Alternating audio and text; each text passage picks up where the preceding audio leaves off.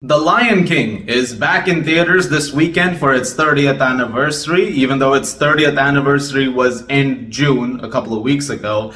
But I'm going to talk to you guys about it now because it felt like an opportune moment.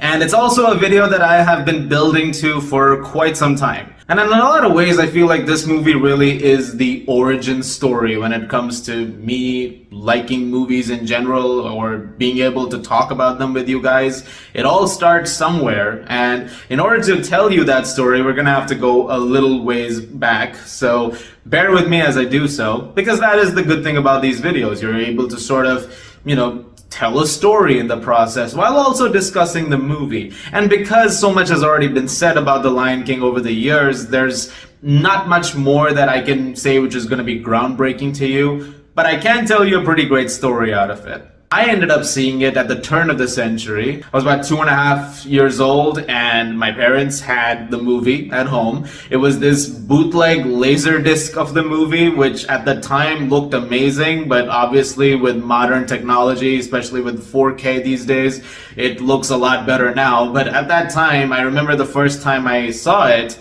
and in order to explain what happens after that, I'm gonna have to bring in some people who bore witness to it. And so I'm gonna turn it over to them and let them carry things through a little bit more. Gosh, Lion King, I think, brings up so many memories and so much nostalgia. I think we watched this film with Shaurya at least 500 times, if not more.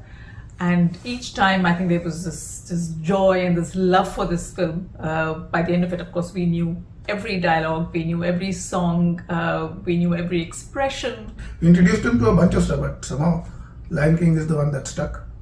And then he wanted to watch it all the time. With every meal, he wouldn't eat without it. And so we saw it again and again and again and again. He made us buy the soundtrack of the film. And I think we played it on loop in the car, over and over again. So it's not just that we knew the film by heart, we knew the soundtrack by heart. He knew the soundtrack by heart. And I think he loved just about every character in it, because I always thought that, as a young child, he would probably be scared of Scar. But he was immensely fond of Scar, just as much as he was of Simba and Mufasa. And at times I was a little worried about his fondness for the villain, for Scar. But yeah, I think it was just an experience for us. In fact, I think I must also talk about his in school, his first fancy dress that he ever participated in. And we dressed him up as Simba. I mean, what else? Obviously, it had to be a character of Lion King. And we put up this lovely yellow jacket that he had, and we drew these sort of makeshift little whiskers and this mane around his head, and he was so excited about being Simba. And I remember the teacher, it was a big occasion. They were these 3-year-olds who were on stage, who were going to be on stage for the very first time, and his teacher was just sort of the whole set of these parents, about 200 parents sitting in the auditorium waiting for their kids to start the show. And this teacher came up on the stage and she wanted to sort of introduce what they were trying to do, and she started by telling the parents what was sort of going to lie ahead and what the entire evening would look like. And then she realized that there was this child standing next to her on the stage, and that was Shaurya in his little Simba outfit. And he was like, I mean, let's get started. I mean, why are we talking? And here I am as Simba, and I want to do my little bit on stage. And she looked at him and she said, okay, I think the children really can't wait. And so let's get started with him. And she said, who are you? And he was like, I'm Simba. And he just started off his whole act of the fancy dress. I remember this thing about Scar also, actually.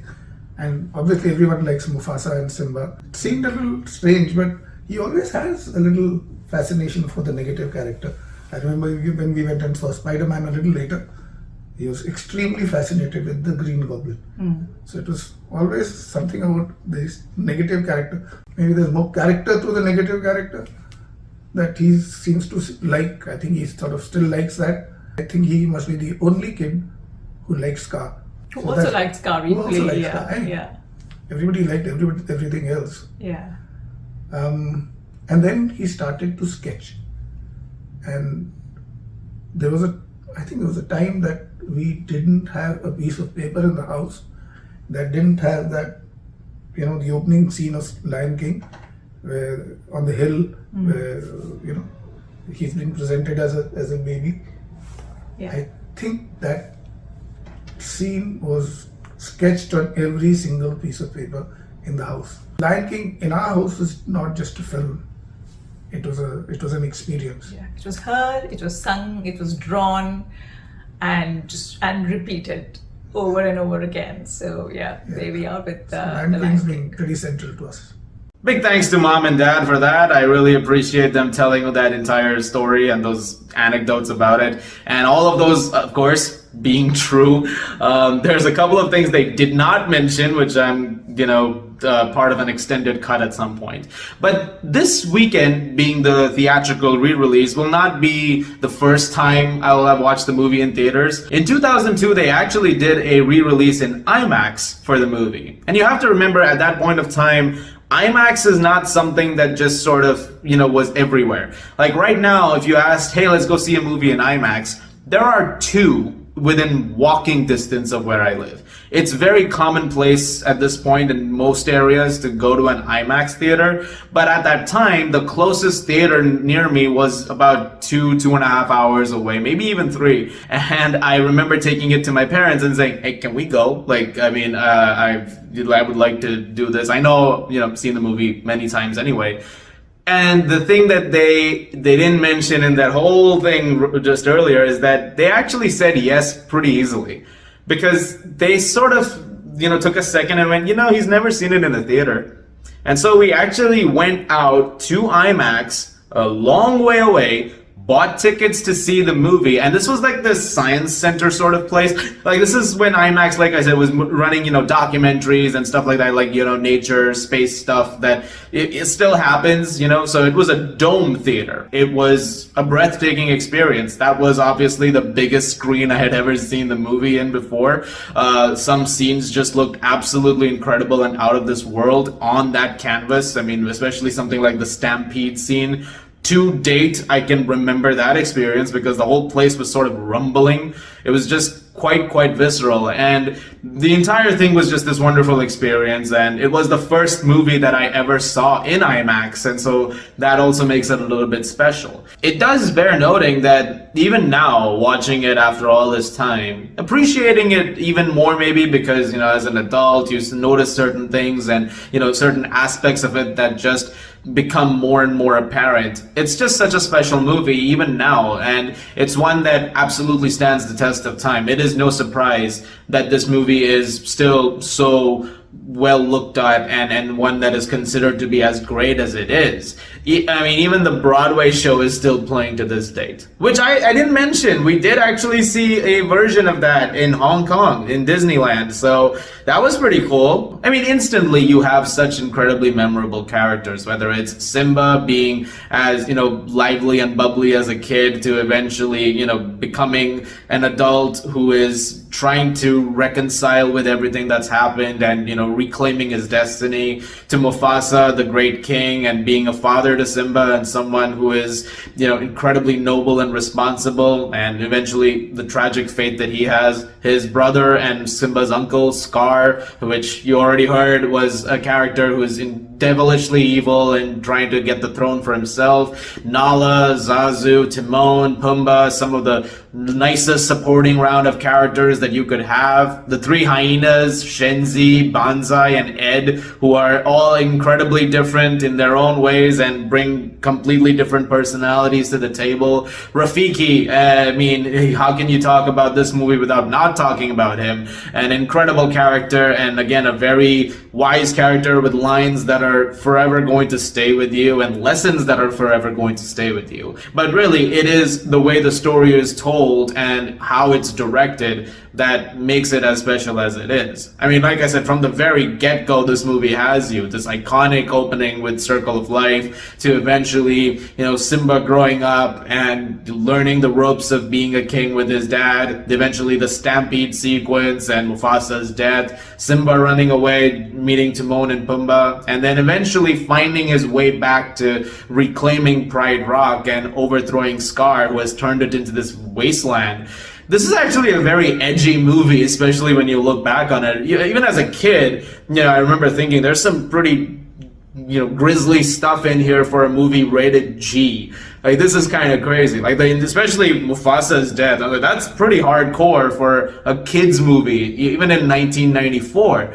And, it's something that I think about, especially because with animation or just in storytelling these days, there's some really gutsy moves that are made in here that you don't really, think about, like, maybe as a kid as much. You're sometimes like, good versus evil, but as an adult, when you watch certain things, you go, wow, kids saw that. That's pretty nuts. I mean, the end of the movie, after the fighting is happening, Scar is killed and eaten alive by hyenas as they all burn down, which is nuts when you think about that. Of course, the soundtrack remains as great as it is, and it is a beautifully done, musical cornucopia in that way. I mean, there is so much that is there to re-listen to, whether it be Elton John and Tim Rice's music, the number of songs that are in here, like, I Just Can't Wait to Be King, Can You Feel the Love Tonight, Hakuna Matata. Be Prepared, of course, I can't forget that one. That was one of the best things I remember as a kid. I mean, whenever my mom and dad said anything about Scar, you best believe I was thinking of that song as they were saying it. And then you have Hans Zimmer's score, which until recently is the only Oscar that he won.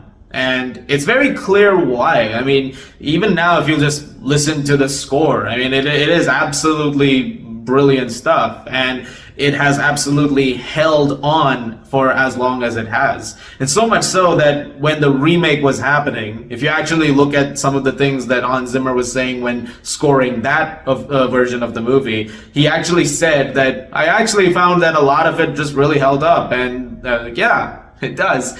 The animation is exquisite. 2D animation was truly wonderful with Disney. A lot of things have changed to 3D now. Their last 2D movie was really a while ago, which was, I think, Princess and the Frog. This was a movie that was, just so gorgeous to look at. So many hidden details throughout that you're going to notice, and they're instantly eye-catching. Some outstanding imagery. There's a few shots that remain sort of burned into your memory long after the movie is over. I mean, there's some wonderful, wonderful ones. One of the best shots for me is Simba running across the desert. That's just awesome to me, like that. And then the music is also just, blaring in the background. The Simba and Scar fight was really, really great too. One of the greatest moments in that fight is when it sort of looks at Simba and you see Mufasa's face sort of in there. Mufasa in the clouds when Simba sees him after all those years. Another brilliant scene. Rafiki leading him towards that pond. The whole sequence with Hakuna Matata, and then of course Can You Feel the Love Tonight. There's some great romantic moments between Simba and Nala. Really, really great too. Be Prepared's visuals. There's so many interesting things going on with that sequence. Absolutely remarkable. So was the case with I Just Can't Wait to Be King. Really, I could go on and on about this. There are so many wonderful moments in The Lion King that are just sprinkled throughout, and it's a movie that is all the better for it. It's really, really great stuff. And it had some great voice performances too. Matthew Broderick was great. So was Moira Kelly as Nala, Nathan Lane as Timon, Ernie Sabella as Pumbaa, Jeremy Irons as Scar. God bless him. He was so good in this. And of course, can't forget James Earl Jones as the one and only Mufasa. One hell of a role. And that's a voice, that is for the ages. Like, unmistakable. You hear that voice and you go, That's him. But one of my favorites still ends up being Robert Guillaume as Rafiki. Just an absolutely wonderful character and voiced to perfection and written to perfection. I mean, really, this movie has it all. And I feel like I'm saying all these things and there's nothing that is new in what I'm saying that is going to change anything about this movie for you. Everything that I've said has been said for a long, long time. And it should be. It should rightfully be said so. I honestly think that this is still the best Disney movie. Like, I've seen a lot of Disney movies over the years, including from their Pixar division, and for me, this one still is right on top. As far as the Pixar division goes, my favorite Pixar movie is WALL-E. That is the one that I feel like came the closest to that. Which I think those are two incredible movies. At some point, I'm gonna do a WALL-E video as well. I really want to talk about that. There's a reason why I love The Lion King so much. And I'm kind of glad I waited to do this video because now it feels right to do it. It feels like the right amount of time. I'm so glad I got to finally cover this in any capacity and share all of these stories with you guys. I hope you guys were watching all the way to the end, because if you were, that would mean a lot to me. And yeah, I really hope that you enjoyed this video. I know that a lot of you are here right now, especially after the long legs video, and so there's a the next video after that being this is a bit of a throwback, but it's just something that I enjoy doing. It's not really a review, it's just fun to sort of wind down and just tell some nice stories every now and then. So if you've never seen it in theaters, I highly recommend going and seeing it this weekend. I think it'll be an incredible experience. It's a decent movie from what I hear, and it's something that I definitely do recommend doing so. Guys, thank you very much for watching. Thanks so much for being on this journey. Thanks to my mom and dad for contributing to this video. Really, really means a lot. And there's going to be a lot more coming very soon. Can't wait to share all of that with you guys. As always, if you like this, please do subscribe, and I'll see you guys at the movies.